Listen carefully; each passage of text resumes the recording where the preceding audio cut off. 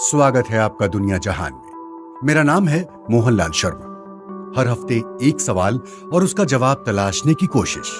BBC पड़ताल दुनिया की। तारीख थी 28 जून 2009। इंग्लैंड की कैम्ब्रिज यूनिवर्सिटी में पार्टी शुरू होने को थी। यूनिवर्सिटी के एक हिस्से में रंगीन गुब्बारे लगे थे।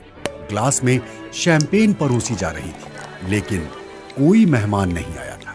इस पार्टी में मेजबान फिजिक्स के प्रोफेसर स्टीवन हॉकिंग मेहमानों के इंतजार में थे। पीछे लगा बैनर ये इशारा कर रहा था कि आखिर इस पार्टी में किसी की दिलचस्पी क्यों नहीं। बैनर पर बड़े अक्षरों में लिखा था, वेलकम टाइम ट्रेवलर्स, यानी कि समय के परे यात्रा करने वालों का स्वागत है। हॉकिंग ने किसी को भी अपने प्लान के बारे में जानकारी नहीं दी थी।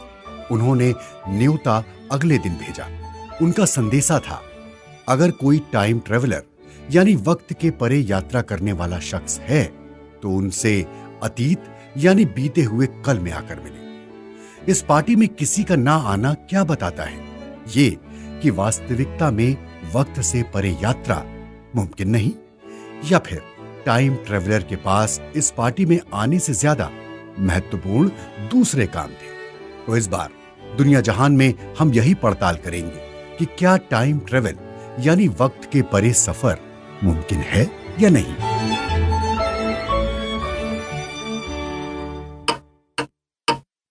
पार्ट 1, टाइम ट्रैवल का इतिहास। You think, well, time travel has to be an ancient idea. Surely there must be Greek myths. आप सोचते होंगे कि टाइम ट्रैवल प्राचीन दौर का आइडिया होगा। इसे लेकर यूनानी मिथक मौजूद होंगे, या फिर शेक्सपियर के नाटकों में समय के परे की गई यात्राओं का जिक्र होगा। लेकिन ऐसा कुछ नहीं है। इसे H.G. वेल्स ने गढ़ा 1895 में अपने पहले उपन्यास द टाइम मशीन में। हमारे पहले एक्सपर्ट हैं जेम्स ग्लीक। विज्ञान और तकनीक पर उन्होंने काफी कुछ लिखा है। टाइम ट्रेवल के विचार और इसके साथ जुड़े इतिहास को लेकर जेम्स इस कदर हैरान हुए कि उन्होंने एक किताब लिख दी, time travel a history. Time machine उपन्यास छपा और धड़ाधड़ बिका। इस आइडिया को दूसरे लोगों ने भी अपने अंदाज में आजमाया। टाइम मशीन ख्वाहिशों को पूरा करने, ऐतिहासिक नायकों से मिलने और गलतियों को दुरुस्त करने जैसी कल्पनाओं का हिस्सा बन गई। हमारे सामने सवाल यही है कि क्या किताबों और फिल्मों में जिस तरह बताया जाता है उसी तरह से समय के परे यात्रा यानी टाइम ट्रेवल मुमकिन है? If you gathered 100 science fiction writers in the room, अगर आप सैकड़ों साइंस फिक्शन यानी विज्ञान की कल्प कथाएं जुटा लें तो मैं गारंटी देता हूं कि वो यही बताएंगे कि ये एक फैंटेसी है।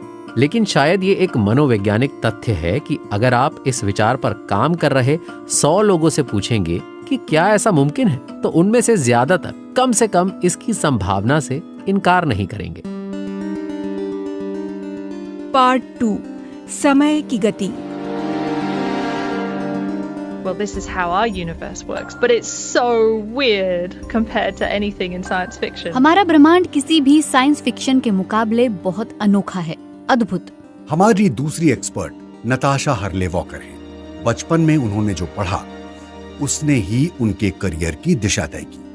वो ऑस्ट्रेलिया के पर्थ की कर्टिन यूनिवर्सिटी में रेडियो एस्ट्रोनॉमर यानी खगोलविद हैं। ये साफ है कि घटनाएं एक खास क्रम में होती हैं। वैज्ञानिकों की राय बनने लगी कि वक्त का अपना ही आयाम है। जिसे मापे तो कह सकते हैं कि हम 3D नहीं 4D में हैं। लेकिन इस सोच की अपनी दिक्कत है और इसकी वजह है प्रकाश यानी लाइट।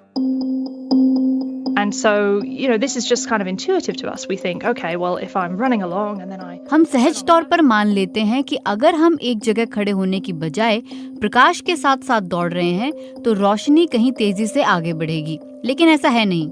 लोग कई दशकों से ये प्रयोग कर रहे हैं और उन्हें प्रकाश की रफ्तार में कोई बदलाव देखने को नहीं मिला। तो लगता है कि ब्रह्मांड में अजब सी निरंतरता है और वो समय की नहीं बल्कि रफ्तार की है। एक समीकरण शायद आपने स्कूल में पढ़ा होगा, चाल बराबर दूरी बटे समय। ये साधारण सा समीकरण बता देता है कि समय कैसे काम करता है, क्योंकि प्रकाश की चाल हमेशा एक सी रहती है, उस समय भी जब हाथ में टॉर्च थामकर आप दौड़ लगाते हैं। मान लीजिए आप एक घड़ी थामकर स्थिर बैठे हैं, आपके दोस्त साथ में बैठे हैं। But then they start moving and they start going. उसके बाद वो चलना शुरू कर देते हैं और वो बहुत तेज जा रहे हैं और वो प्रकाश की रफ्तार के करीब पहुंच रहे हैं, तो आप उनकी घड़ी में कुछ अजब गजब होता देखते हैं। उनकी घड़ी की रफ्तार सुस्त होती लगती है। आपके दोस्त जितनी तेज रफ्तार से आगे बढ़ेंगे, आप देखेंगे उतनी ही धीमी रफ्तार से उनकी घड़ी आगे बढ़ेगी, जब तक कि वो प्रकाश की गति हासिल न कर ले। आप जानते हैं कि फोटॉन प्रकाश का कण है और प्रकाश की रफ्तार से आगे बढ़ता है। Its clock is infinitely slow. For a photon, everything that it ever experiences happens. घड़ी बहुत हद तक धीमी हो जाएगी। फोटोन के लिए ऐसा सिर्फ एक बार होता है। वो एक सितारे की सतह से अलग होते हैं और आकाश से गुजरते हुए धरती पर पहुंचते हैं। ये दिमाग को चकरा देता है। नताशा कहती हैं कि सिर्फ चाल ही समय को नहीं मापती, इसके साथ होता है मास, यानी पिंड या द्रव्यमान। ग्रह या फिर ब्लैक होल जैसे बड़े पिंड स्पेस टाइम को बदल देते हैं, जैसे कि हम ट्रैम्पोलीन पर वजन रख दें। For humans living on Earth, it means very little.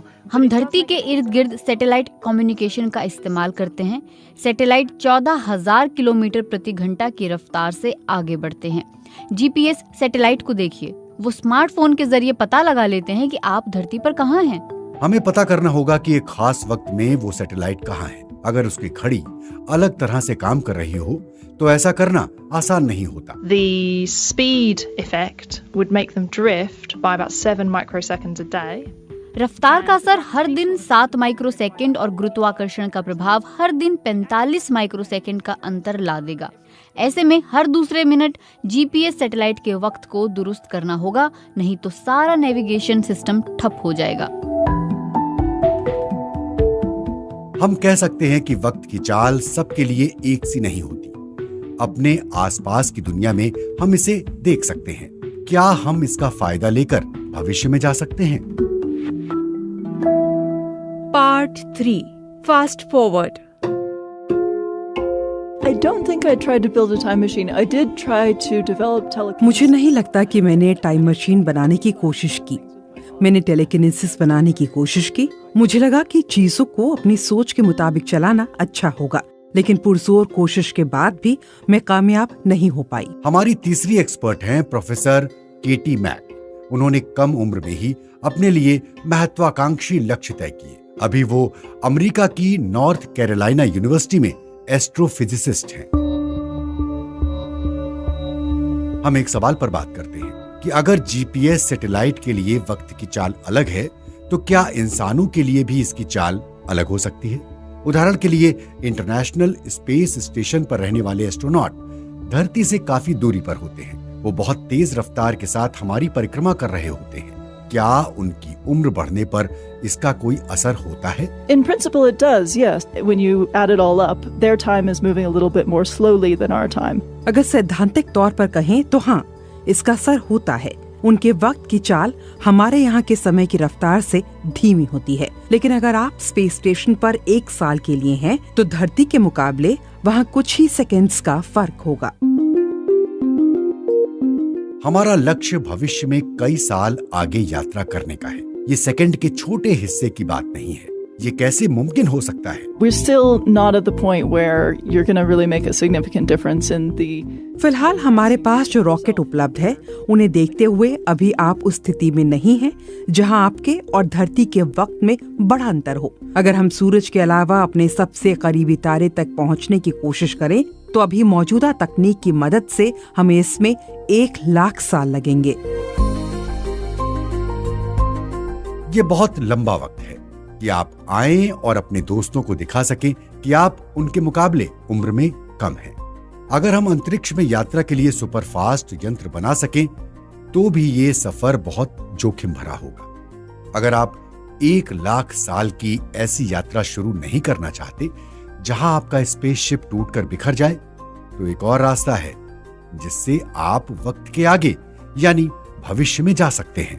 Well, the other option would be to hang out near a very strongly gravitating object. एक और विकल्प ये हो सकता है कि आप किसी ऐसे पिंड के पास रहें जिसका गुरुत्वाकर्षण प्रभाव बहुत हो। मसलन आप ब्लैक होल के करीब जाएं, वहां आप कुछ बरस रुके और फिर वापस आएं, तो उसका भी वही प्रभाव होगा कि आपका वक्त धरती पर मौजूद लोगों के मुकाबले धीमे चलेगा और आप भविष्य में जा सकेंगे। लेकिन इसमें भी जोखिम है। अगर आप ब्लैक होल के पास चले गए तो हालात खतरनाक हो सकते हैं।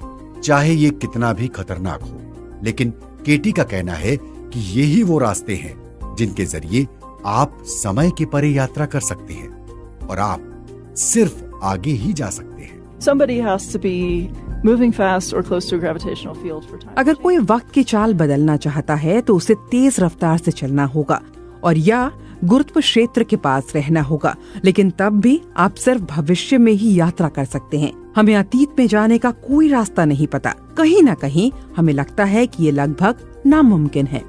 आपने कहा नामुमकिन, और यही हमारे आखिरी एक्सपर्ट की चुनौती है। Part 4 Shortcut. I have very strong memories of liking back to the... समय की यात्रा को लेकर मेरी बचपन की ढेरों यादें हैं। Doctor Luke butcher Edinburgh university में भौतिक शास्त्री हैं। डॉक्टर ल्यूक इस बात की पड़ताल करते हैं कि क्या हम अतीत की यात्रा कर सकते हैं। ल्यूक जैसे भौतिक शास्त्री यही जानकारी जुटाने में जुटे हैं कि अगर स्पेस टाइम बदल जाए तो क्या ऐसा करना संभव होगा।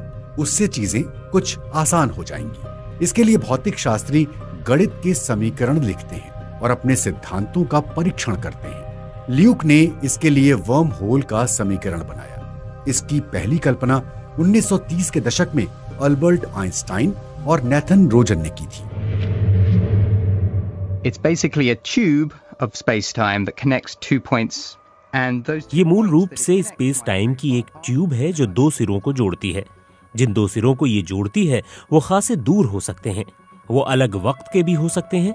कहा जाए तो ये एक वक्त और एक जगह से दूसरी जगह पहुंचने का एक शॉर्टकट है। स्टार ट्रैक जैसे साइंस फिक्शन में वर्म होल का जिक्र कई बार हुआ है, फिर भी हमें इसकी मौजूदगी के कोई सबूत नहीं मिलते हैं।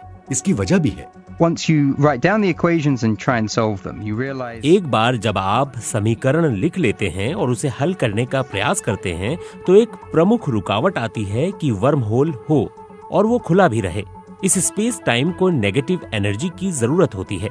मेरी समझ से आसान शब्दों में कहें तो भौतिक शास्त्रियों के लिए नेगेटिव एनर्जी का मतलब होता है वो कम से कम ऊर्जा जिसकी आप कल्पना कर सकते हैं।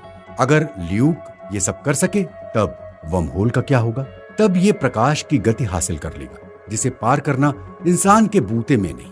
इसके जरिए शेक्सपियर से मिलने का मेरा सपना पूरा नहीं होगा। तो फिर हम कहाँ पहुँचते हैं?